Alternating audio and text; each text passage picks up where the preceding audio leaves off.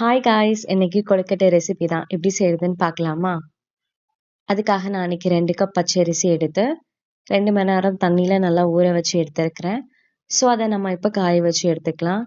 இந்த மாதிரி ஏதாவது ஒரு சுத்தமான துணியில இந்த பச்சரிசியை தட்டி நல்லா பரத்தி காய வச்சு எடுத்துக்கோங்க. இந்த மாதிரி கையில ஒட்டாத பதமா நம்ம காய வச்சு எடுத்துட்டு அதை நல்லா அரைச்சி எடுத்துக்கலாம். இது கூடவே சேர்க்கறதுக்காக நான் அன்னைக்கு 1 கப் சிறுபருப்பு எடுத்து முழு பருப்பாவும் மாவாவும் நான் அரைச்சி எடுத்துருக்கேன். அதையும் கலந்து எடுத்துக்கிறேன்.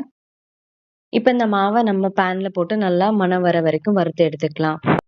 வெள்ளைப்பாகுக்காக நான் அன்னைக்கு 2 கப் ப்ரௌன் சுகர் கூட 1/2 கப் தண்ணி விட்டு நல்லா வெள்ளைப்பாகும் நான் கரைச்சி எடுத்து வச்சுக்கிறேன். இப்போ இந்த மாவு கூடவே வறுத்த தேங்காவும் சுக்கு ஏலக்காய் பொடியும் சேர்த்து நல்லா கலந்துக்கோங்க. இப்போ நம்ம இலக்கி வச்சிருக்கிற சர்க்கரை பாகையும் சேர்த்து நம்ம கொழுக்கட்டை பதத்துக்கு நல்லாவே கலந்து எடுத்துக்கலாம். இப்போ நம்ம கொழுக்கட்டை மாவு ரெடி ஆயிடுச்சு.